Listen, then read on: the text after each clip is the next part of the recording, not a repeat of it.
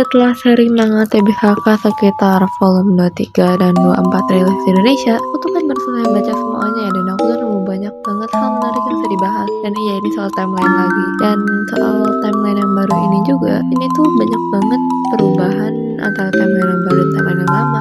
Dan aku pengen ngebahas satu persatu tentang perubahannya apa aja di sini. Tapi sebelum ngebahas tentang perubahan apa aja yang ada di timeline baru ini, kita bakal mulai dari awal banget dulu. Kenapa timeline ini bahkan bisa ada? Jadi sini tuh awal mulanya itu dari sekitar volume manga TBHK yang volume 22 lalu, atau ada satu, aku nggak terlalu ingat. Dan tapi pokoknya di volume itu tuh pokoknya lagi festival sekolah ya, biasa hari-hari menyenangkan lainnya. Dan Tsukasa dan kawan-kawan ini bikin masalah lagi, keributan makhluk supernatural dan lain-lain, terus gantiin seluruh waktu di sekolah. Dan akhirnya para penjaga waktu itu ikutan turun tangan dan akhirnya menghakimi Tsukasa. Dan waktu lagi ada perdebatan antara Hanako dan Tsukasa ini, akhirnya para penjaga waktu itu sadar kalau misalnya Tsukasa ini puncak dari masalahnya itu. Jadi akhirnya mereka milih buat ke masa lalu dan menghapus eksistensi Tsukasa, atau mungkin lebih ke arah hantu di rumah merah ini, biar masa depan bisa berubah. Dan sebenarnya aku juga belum tahu ya, apakah emang para penjaga waktu ini udah yakin kalau Tsukasa itu bukan Tsukasa yang bocil sebelum kerasukan ama siapa hantu di bawah rumah merah itu, atau mungkin ini salah paham, atau mungkin emang mereka udah yakin. Ya pokoknya gitulah. Terus kalau misalnya kita langsung ke perubahan apa aja yang terjadi sejauh ini, kita bisa mulai dari karakter utama kita dulu, si Yashiro. Nah, kalau misalnya kita mulai dari nenek, dia ini di timeline baru ini dia nggak bakal pernah ketemu sama Hanako. Jadi dia bakal tetap nge-stuck naksir sama kakak kelas alias si Nakahara yang udah waktu dia SMP. Bahkan waktu dia masuk SMA, dia nggak sama sekali nggak naksir sama Teru, karena di timeline ini Teru sama Aoi itu tunangan. Jadi Yashiro ini bakal stuck tetap jadi cewek hopeless romantis yang naksir sama cowok aneh kayak Nakahara. Bahkan waktu dia SMA pun dia dikenal sebagai si cewek bucin gila, dan ya gitu deh pokoknya reputasinya nenek. Tapi walau gitu dia malah jadi lumayan populer loh. Ditambah lagi karena dia yang ngejar-ngejar Nakahara terus. Si Nakahara ini lama-lama juga jadinya naksir sama nenek sebenarnya, cuma dia gengsi aja buat ngasih tahu. Buat karakter-karakter lainnya kita bisa mulai untuk selanjutnya ke Aoi. Tapi kalau misalnya kita mau bahas Aoi, jadinya bakal nge-paket sama Teru sama Kane juga. Jadi kita bakal bahas barengan tiga-tiganya langsung. Tadi kan aku udah mention ya kalau misalnya Aoi ini tunangan sama Teru.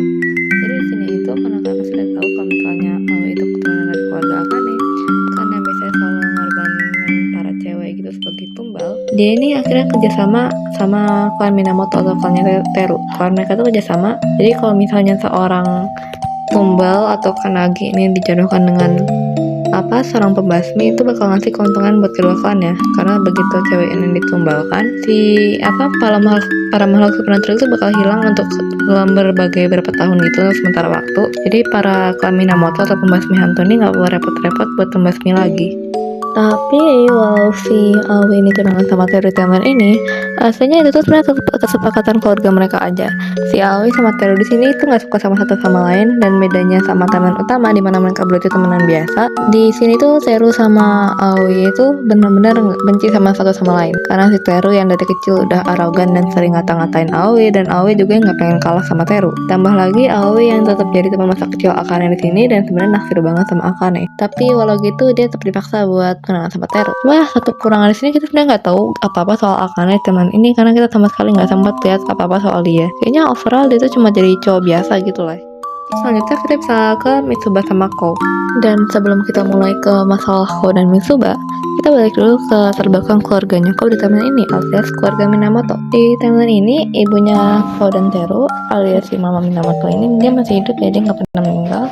Dan orang tua mereka juga di sini ayahnya itu sering ada di rumah, jadi kayak nggak absen gitu. Jadi kurang lebih keluarga mereka ini benar-benar keluarga bahagia dan nggak kayak di timeline utama di mana si tinggal Teru, Kou dan Tiara aja yang mereka bertiga bareng-bareng terus. Dan nggak kayak gimana si Kou yang baru temenan sama Mitsuba setelah Mitsuba meninggal.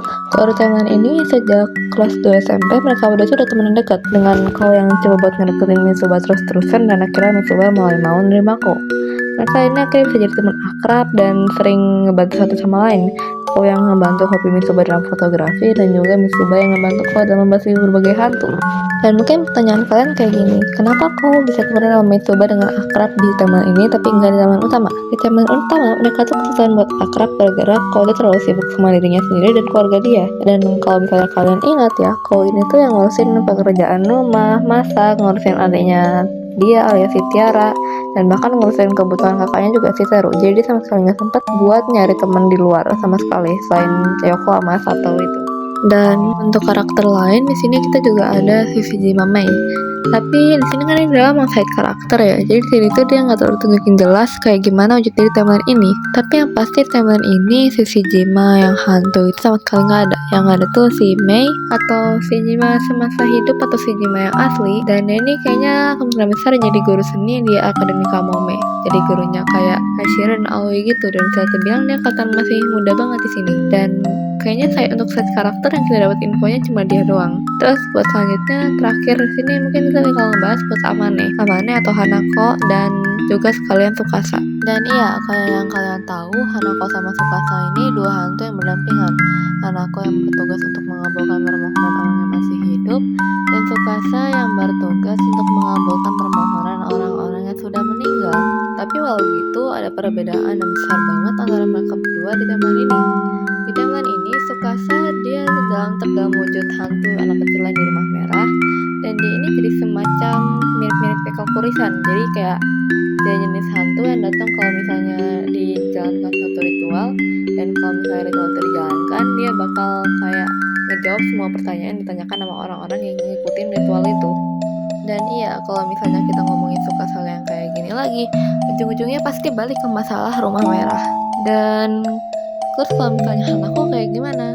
Hanako ini dia juga nge-stuck di rumah merah. Walau dia akhirnya ketemu dewasa, dia jadi guru, tapi setelah itu dia katanya menghilang gitu aja, dan akhirnya dia malah kayak nge-stuck di rumah merah. Dari yang kita lihat sejauh ini, bukan misalnya Hanako itu gak sadar kalau misalnya dia itu kayak jadi jenis hantu yang ngelakuin banyak banget pembunuhan di rumah merah. Karena kayaknya dari yang Hanako lihat sendiri, dari pengetahuan dia sendiri, dia itu tetap jadi guru biasa doang. Dia kayaknya kayak nge-stuck di time loop mirip-mirip kayak Sumire tanpa dia sadari, dan dia kayak benar-benar jadi hantu di rumah merah yang terus ngebantai orang dan mancing orang ke dalam rumah merah itu.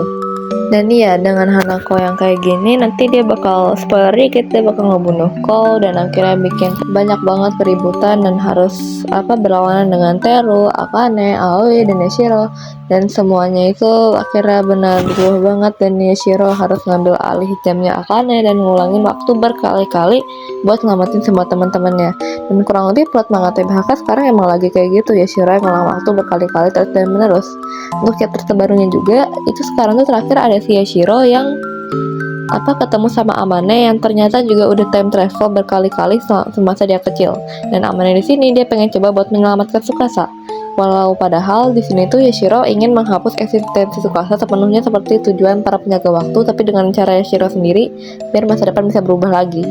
Tapi di sini tuh Yashiro sekarang lagi kebingungan apakah dia harus nolongin Amane atau Hanako yang pengen nyelamatin adiknya sendiri, atau dia malah pengen menyelamatin teman-temannya dia yang udah hampir meninggal atau mungkin emang udah meninggal di timeline yang satu lagi. Dan kurang lebih kayaknya segitu aja buat pembahasan video sekarang tentang berbagai timeline dan bahkan chapter terbaru TBHK, karena sekarang manganya juga lagi hiatus dan belum ada info baru lagi dari autornya.